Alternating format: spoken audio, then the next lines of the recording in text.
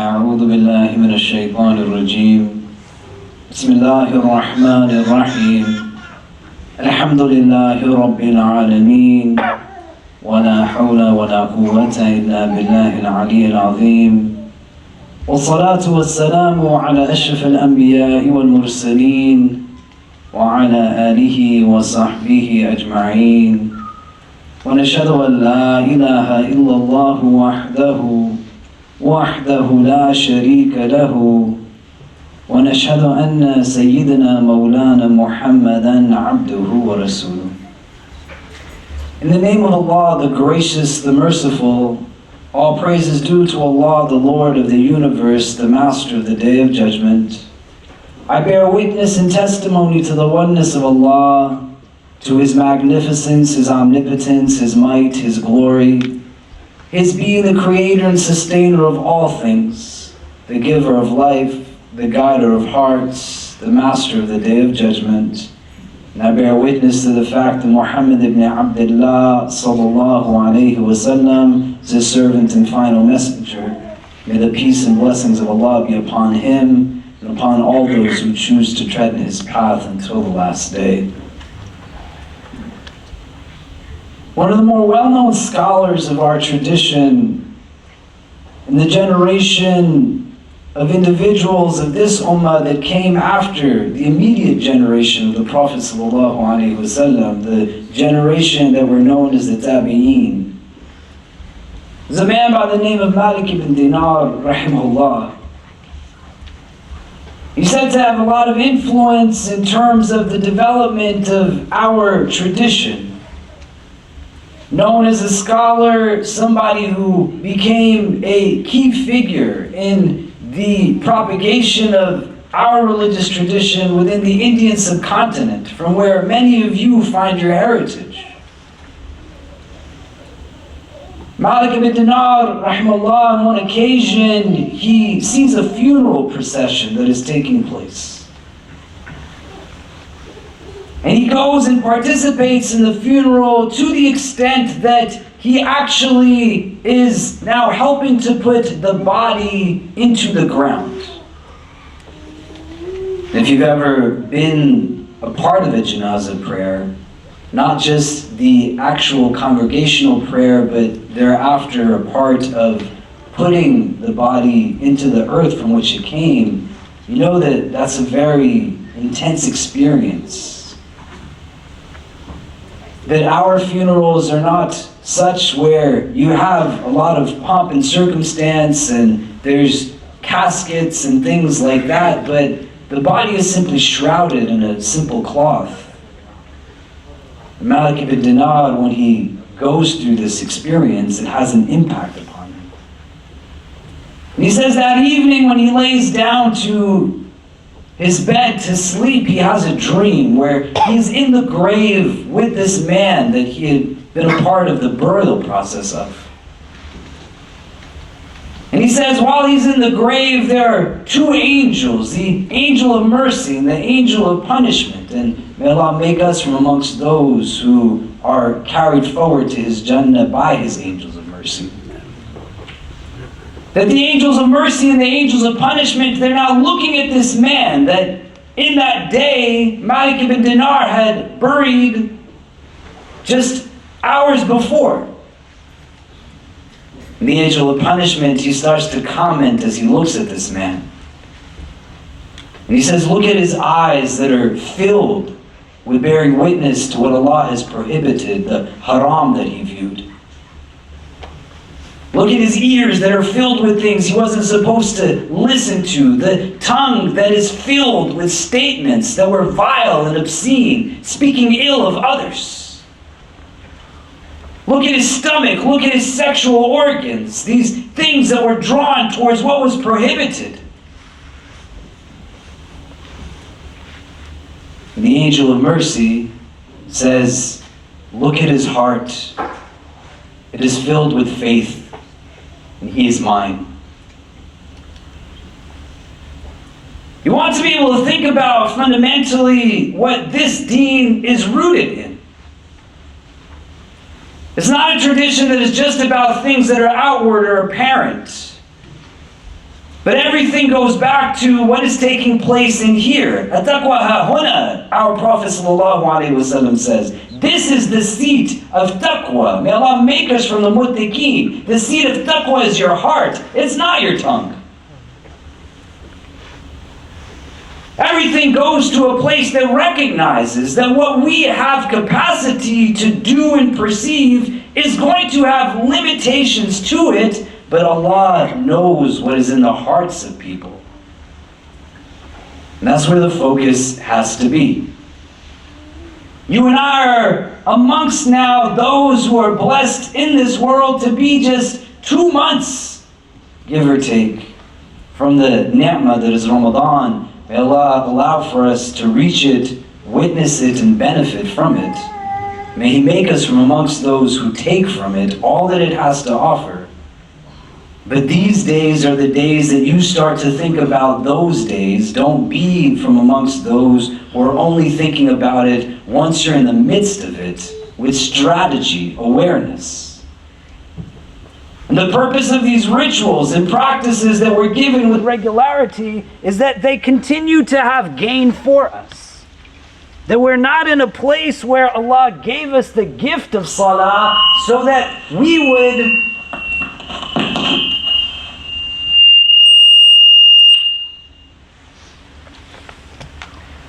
would be in a place where it's the same thing again and again and again.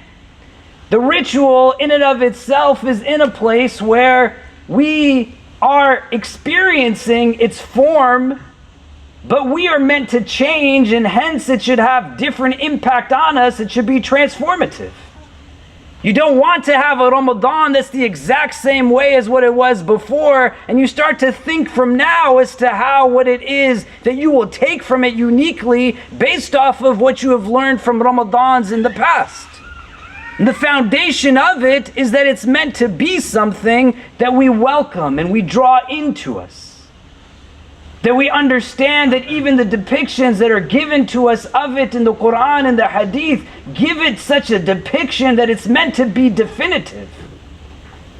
Quite often when this word is given, Ramadan, and the month of Ramadan is described, we see it as something that's coming, but the coming is described with the Arabic word ja. And when you talk about something using this word, ja'a, it's usually talking about something that is tangible, a person, an individual. When you talk about an idea, a concept that is coming, something that is abstract, you can't hold it in your hand, you don't use that word. You use a word like ata. But Ramadan is described in such a way that the people who truly were welcoming it the way that you would welcome a friend that you hadn't seen for months. The way that you are elated and excited that I see this individual that is coming now. I want them to come to my home. I want them to be in my company. I want them to be in my presence. May Allah make us from amongst those who love Ramadan like that. You start to think about it from here and what it means at this juncture in your life to have impact on what's going on in the world inside of you. That it's not just about something that is simple enough that everybody is able to take from it. Because you have literal hadith that the Prophet ﷺ is in a place where he is making dua and saying Ameen. And from one of those categories that he says to is that somebody who witnessed Ramadan and they didn't take anything from it, indicating that it's really hard that you cannot be someone who gains from this blessed month. But from today, you think about what it means to experience it on the transformation of the inward. And what are the facets, the mechanisms that I have to think that are going to prevent me from getting to that place? In many khutbahs across the world, you hear the recitation of verses of the Quran that speak about taqwa. One of these verses tells us to have taqwa of Allah as He deserves. And it says, don't leave this world other than in a state of submission to Allah. اتقوا الله حق تقاته ولا تموتن إلا وأنتم مسلمون. That state of submission gives us an indication of a unique paradox that exists within our theology. That you have been given human agency, the ability to choose, the ability to have accountability be applicable because you make your decisions. But the pinnacle of human agency is the realization, paradoxically, that you want to submit to divine will, not your own will. You don't want to be subservient to yourself, but that human agency brings you to a place where it helps you to realize that what you want to be subservient to and what you want to leave this world in is in a state of submission willfully to the will of the divine. The opportunity to recognize what our hadith teaches us, not just in senses that are metaphorical or things that are meant to just illustrate, but things that are actual. That when we are taught in the hadith that Iman is a light in your heart, then that means that it is a light in your heart. When you have narrations that tell you that what would you say of a people that if they had a river that ran outside of the door of your home and they would bathe in it 5 times a day, giving an indication of the prayer being something that is an actual washing of your inside. When you're talking about Ramadan and its practices, these are not meant to be things that we understand just in a way that is illustrative or metaphorical, but things that are actually real. The same way you take a shower every day. The same way you take a shower maybe every other day. You're in a place where some of you might take showers twice a day, 3 times a day.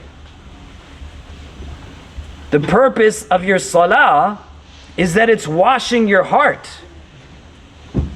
It's in a space where it's removing things that are of filth. If you had somebody who was in a place where they took a physical bath once a month,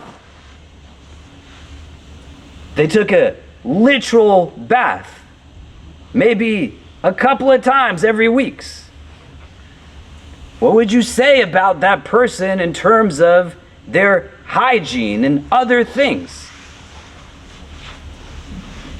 What Ramadan offers are 30 days and 30 nights of a literal washing of the inward. A night within it, may Allah make us from amongst those who witness it, that is better than 1,000 months. Why would you not start planning from today? The yield and the objective is not just something that is without awareness and consciousness. And to recognize what are the elements that come into play that will keep us from it. Can we have everyone move in really close? There's a lot of room and there's still a good number of people that are going to show up. If any space in front of you, just fill it up so we can make room for those that are coming in.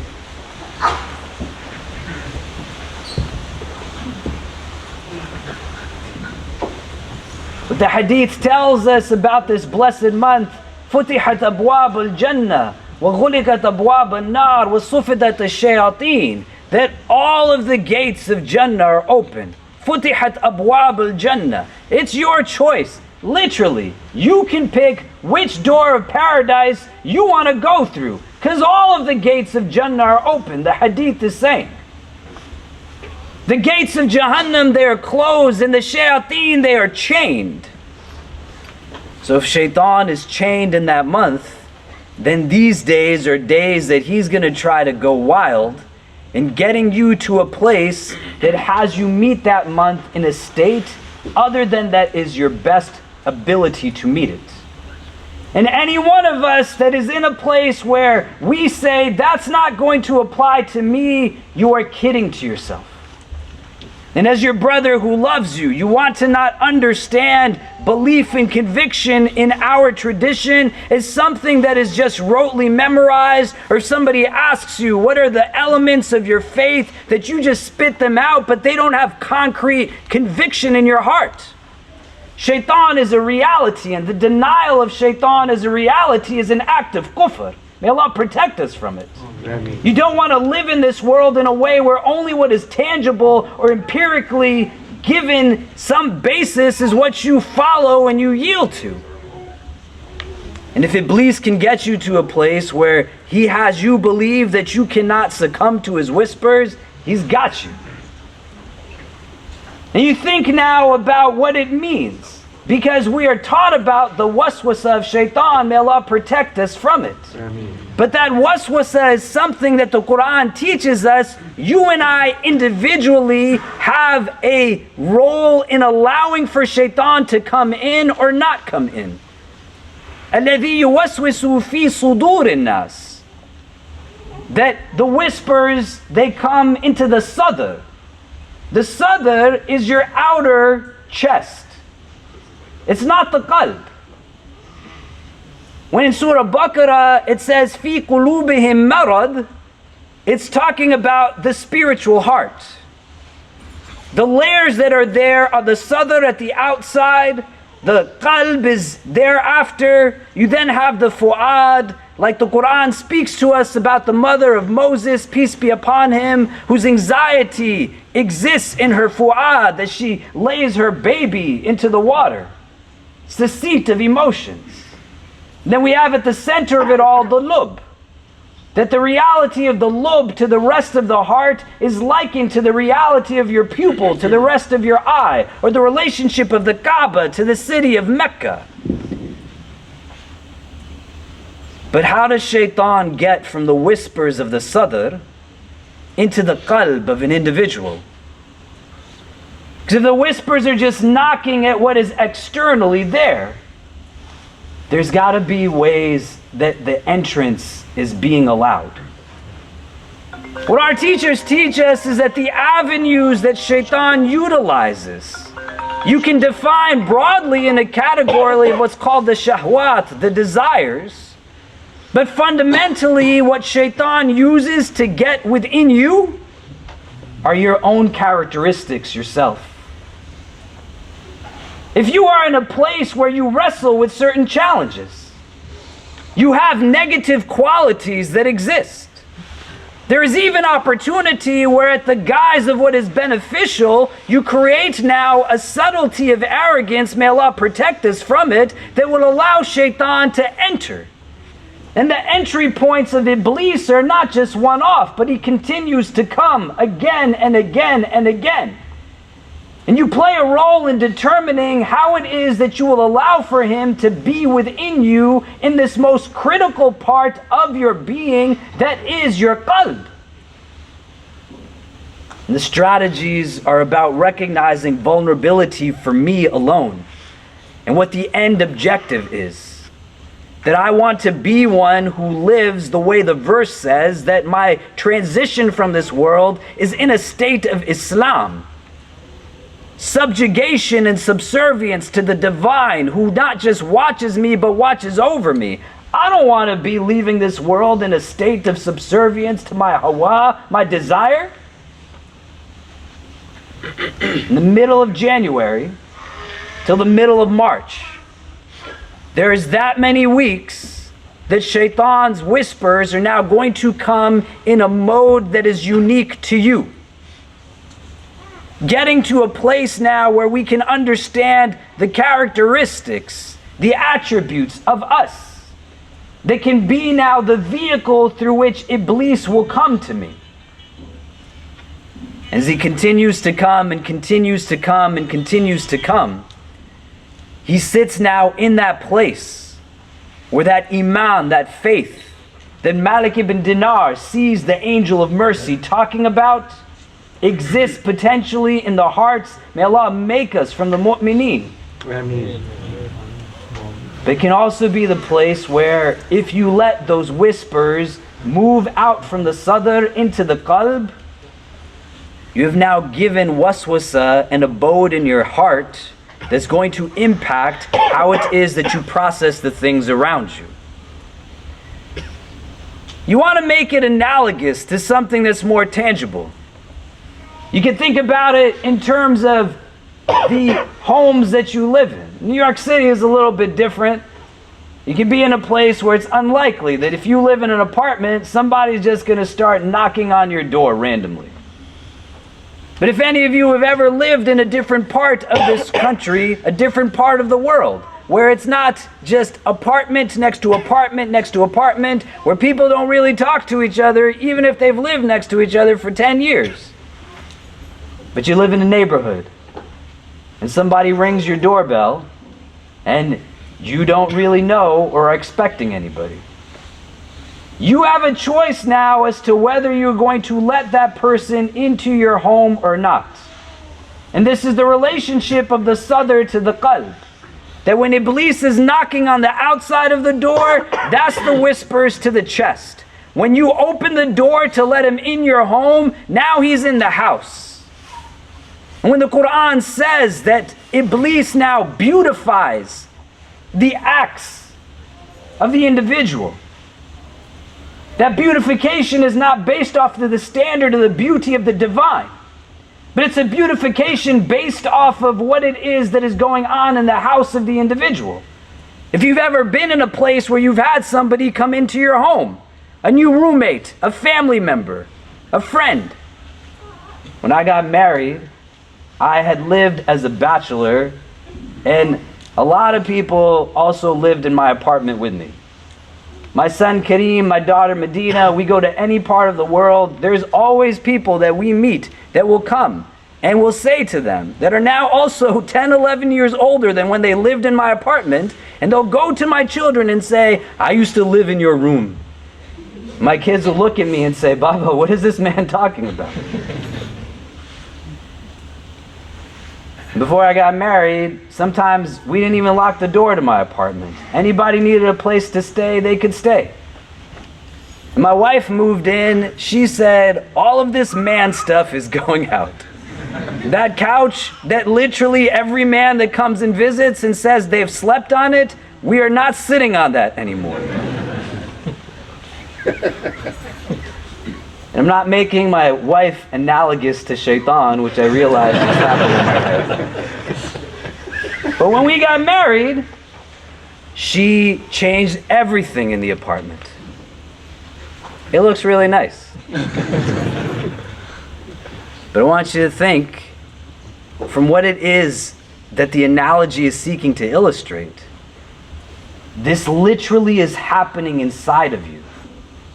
When you let Shaytan in, he is enhancing the anxiety, the insecurity.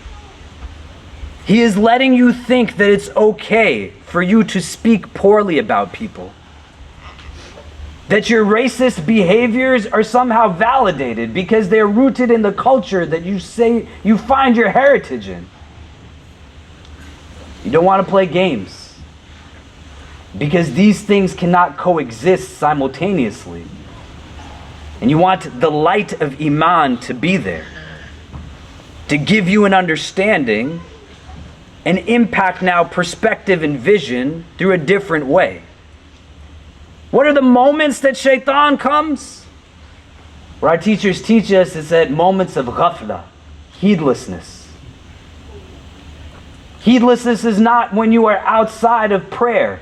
Prayer in and of itself is meant to inform the state of consciousness you have when you are out of the prayer. Heedlessness is not that you are surrounded by people who are of other faiths, because you can be sitting with your friends and the realities of the hadith are true. وَلَا تُكَثِّرَ الدَّهْكِ فَإِنَّ كَثْرَةَ الدَّهْكِ تُمِيتُ قَلْبٍ. Do not laugh in excess, because indeed in excess of laughter it weakens the heart, it kills the heart. When you are sitting with some of your closest people and you are all together in private, not secret, and you are now just running your mouth wild, thinking there's no qualms, you're creating heedlessness. The ghafla is there. May Allah protect us from it. And that's the entry point of Shaytan. because the remembrance, it gets thrown out the window. What do our traditions teach us about ways that we take care of our inward? And there's a lot of different capacities that we can understand this in, but a few in specific, as you ready for Ramadan, that you want to be mindful of. One, the remembrance of the akhirah, rooted in a remembrance of death. Not in a morbid way, but in a real understanding that time is limited. And it's built into our tradition. You have likely prayed behind many people who, when they stand to lead the prayer, they will tell you in whatever language they speak, pray as if it's your last prayer. They're doing this to give you an idea that you don't know if you're going to make it to the next one. A group of us were going to a talk in New Jersey, and Asr had just come in. And we had enough time to make it to the destination where the sheikh was speaking and pray Asr there. And one person in the group said to all the rest of us that let's just pray here. And people said, I don't really want to make wudu, I don't want, right? Shaytan enters in a lot of different ways. And then that one person said, what if we die on the way to the talk? That's a reality. You don't have a guarantee that tomorrow you're going to get to fix the mistake that you have the ability to fix now. You don't have a guarantee that the acts that you have the means to perform, that it's going to be there waiting for you tomorrow, because tomorrow might not come. It's a spiritual remembrance and meditation that we are taught to engage in because it gives us an understanding that is distinct from a lot of the rest of this world that takes its old people and sticks them in homes elsewhere because they don't know how to deal with the fact that they will age and they will die. That it seeks to put on a pedestal a certain frame of existence that is just a period in your life that you have outward vibrancy, at the denial of what is inward vitality. And so, in these days, you just sit down and engage deliberately. How am I going to be when I leave from this world? If there's an angel of mercy and an angel of punishment standing in my grave, what are they going to see? In the days before I pass from this world, what will the individual that exists of the version of me at that time be grateful of in terms of who I am today, and be in a place where they despise me because of the choices I made at this time in my life? Who are the people that I will know are standing at my funeral, if you were to picture that taking place? And are you surprised by the people that are not there versus the people that actually are? The meditative practice that is there to reflect on the fact that we have finite time in this world gives us now the opportunity to then yield an understanding that I wasn't given these moments to waste, especially not in heedlessness.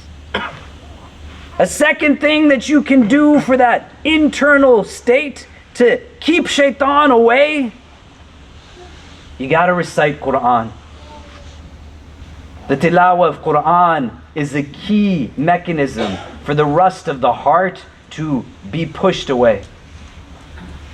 This is the type of habit that you don't want to get in your own head about. It's one of the things that if you were to choose between doing it 0% or 50%, because you're not able to do it 100%, whatever that means, then do it 50%. If Shaytan comes in and uses your insecurity that I should be doing more of this, yeah, you probably should be doing more, but that's okay. You are where you are now. Read a verse, hear its recitation. The hadith tells us that the recitation in the prayer is better than the recitation outside of it. So if you're in a place where you're not familiar with the ability to recite, which is fine, then come and pray in congregation and hear somebody lead you in prayer.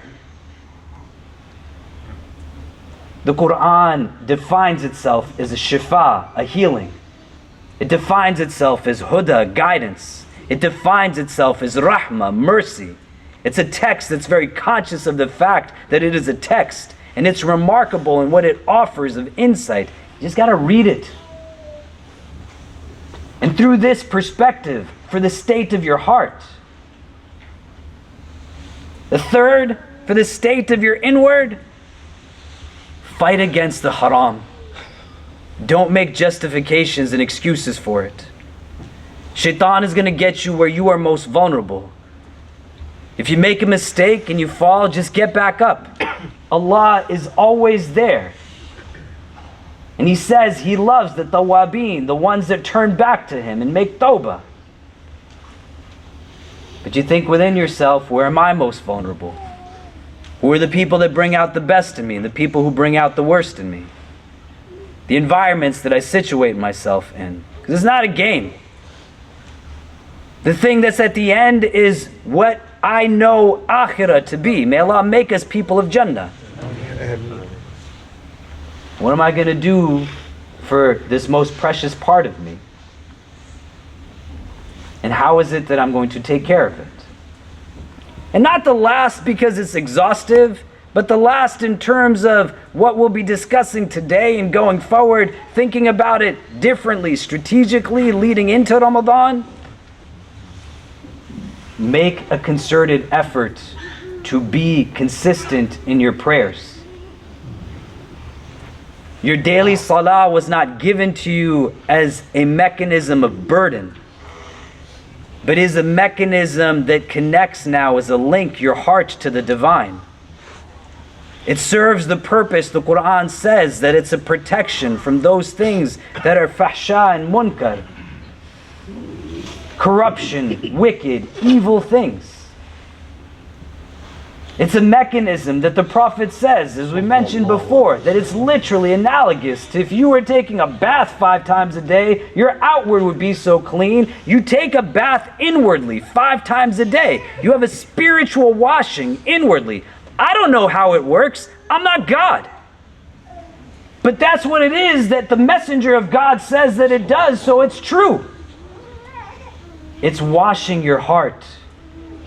That sadness you can't overcome, that anxiety that pops up at the worst times, that fear, that inhibition, all of those things. Your salah is a mechanism to wash it all away. In this day of Jumu'ah, make a dua that you are going to be committed and steadfast, and there is nothing that is going to get in your way of being able to perform it to the best of your ability. And you're going to find yourself in a place where the doors open for even more, and the heart becomes what is at the center of how it is that your prayer, your fasting, your Quran, your Ramadan, as well as every other day that you are in this world is experienced. But that decision is subjective. Nobody can choose your choices for you. The choices that you are forced into, our tradition says you are not accountable for those. But the days that you are spending, you bring your own awareness into it.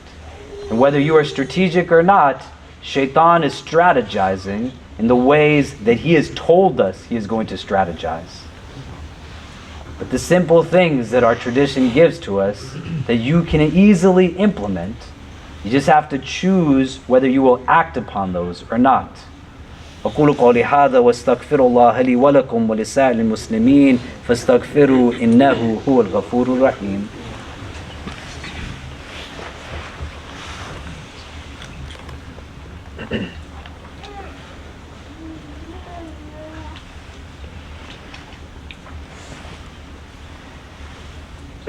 إن الحمد لله نحمده ونستعينه ونستغفره ونؤمن به ونتوكل عليه ونعوذ بالله من شرور أنفسنا ومن سيئات أعمالنا من يهده الله تعالى فلا مضل له ومن يضلل فلا هادي له ونشهد أن لا إله إلا الله وحده لا شريك له ونشهد أن سيدنا مولانا محمدا عبده ورسول. Inshallah, from next week, the crux of the students at NYU will be returning for their spring semester. Please make special dua, whether you are a student or not, that Allah puts barakah into their studies, grants them benefit and ease during their time here. Later today, many of our Muslim student leaders are going to be meeting to plan what the coming months will look like, collaborations, make special dua for them, that Allah increases them in their sincerity and conviction and makes their efforts that are pleasing to Him and Him alone. And where we have opportunity in the coming weeks, we're going to be starting a lot of our programs and a lot of our halaqat again. Mondays we'll be hosting iftars. Fast on Mondays. It's a recommended day to fast. It'll help you get over the physicality of the nature of the fast in Ramadan if you have the physical capacity to do so. We'll have the halaqah schedule that we had from last year still with myself, Dr. Marwa, and Sheikh Fayaz. But on Tuesday nights, Dr. Ali Murmur, who's mashallah been studying Quran and teaching Quran for almost 5 decades. He's brilliant, intelligent, compassionate, kind scholar of this religion. He'll be starting a class on Tuesdays, resuming as we did before COVID, where he engages the Quran. You should definitely be there. It'll help you to build a relationship with the Quran, especially in advance of Ramadan. And then on Wednesday nights, we'll be starting a new class also that is a Foundations of Islam class targeted to the growing number of people we see who take Shahada in our community, mashallah. May Allah grant them ease, but also open to anyone. As many of you are individuals who we have gone through a similar trajectory where later in our life, we are now consciously choosing religion and we want to understand it as best as we can. It's a class that would be good for you in terms of the basics of just theology, ritual, spirituality, and then everyday practice, how to be Muslim in this world. And so many other programs that will be continuing as well. Our brother Suhaib will be teaching Quran and its recitation on the weekends. And for those of you who are interested in learning how to read the Quran, you should definitely do that. And lastly, some of our sisters will be hosting for students a sister's circle on Jumu'ah in the later afternoon starting from next week, and we'll put all of this out on our listserv in addition to other things. But be a part of these gatherings. Make time for learning and increasing so that that inward state is something that now bears its impact on the outward manifestations of our ritual, our prayer. And as we grow, we need to deliberately do this, because that world out there could care less if you practice your Islam or not. And most of it could care less whether you're in Jannah or not after this world. But it's very different that if the majority of the people there are not thinking about it, you have to care about where it is that you're going to be beyond this world. And let that be the basis of how you then choose to engage your time in this dunya. Inshallah ta'ala, Allah will make us people who make decisions through our hearts and never at their expense, and make us all people of His paradise. Inna Allah wa malaikatahu yusalluna ala nabi ya ayyuha alladhina amanu sallu alayhi wa sallimu taslima. Allahumma salli wa sallim wa barik ala Sayyidina Muhammad في الأولين وفي الآخرين. اللهم صل وسلم وبارك على سيدنا محمد وعلى آله وصحبه وبارك وسلم يا أرحم الراحمين. اللهم إنك عفو كريم تحب العفو فاعف عنا. يا مقلب القلوب ثبت قلوبنا على دينك. اللهم اجعلنا من المخلصين. اللهم اجعلنا من المخلصين. اللهم اجعلنا من المخلصين. We begin this supplication in your name, Ya Allah, and beseech you to send your choicest salutations upon your most beloved sallallahu ta'ala alayhi wasallam. We ask that you shower your infinite mercy upon this gathering, granting each and every one who is present herein and our loved ones only the best in this world and the best in the next. We ask, Ya Allah, that if all of us are meant to be together only at this time, at this place, whether we are young or old, male or female, regardless of our race, our ethnicity, our social class, our country of origin, our cultural heritage, whether we are Muslim or come from a different walk of life, Ya Rabbi, if our individual hearts are meant to be in the presence of all other hearts that are gathered here, only at this time, at this place, then gather us all together again in the best of places in the world beyond this one. Increase us, Ya Allah, in all that is good. Make us from amongst those who reach, witness, and benefit from the blessed gift that you have given to us, that is Ramadan. Help us to utilize these days ahead of us, to be ready for it in every way possible, physically, emotionally, mentally, spiritually. Make us those who yearn to fast during its days, those who have the strength and the desire to stand into the depths of its blessed nights. Those who are thinking now as to what it is that we will need to do to be able to take advantage of every minute, of every hour, of every day of that blessed month. And let not any one of us experience it without leaving in a way that is of benefit to us. Let these days be days, Ya Rabbi, that are days that we take care of our hearts. Let these days, Ya Allah, be days that we increase in an understanding that these bodies are going to be left behind in this world. And there are more important parts of us that will be moving forward in our journey towards you. Make us those, Ya Allah, who are always aware of your presence. Make us those, Ya Allah, who are always aware that you are watching over us. Help us to find strength through that awareness. Help us to find courage to draw hope from it. And let us never be those who pushes somebody away from you, who speaks poorly, mistakenly on your behalf, not knowing what it is that we are doing or saying that is causing more hurt, not just to the heart that we are pushing away, but in turn back to our own heart. Make us people who uplift your creation, people who bring strength and hope to them. And help us to come together always on principles of truth, patience, and mercy, and things that are pleasing to you. Protect us always from hearts that are not humble, tongues that are not wise, and eyes that have forgotten how to cry. Forgive us for our shortcomings and guide and bless us all. ربنا تقبل منا إنك أنت السميع العليم وتب علينا يا مولانا إنك أنت التواب الرحيم وصلى الله تعالى على خير خلقه محمد وآله وصحبه أجمعين برحمتك يا أرحم الراحمين وأقيم الصلاة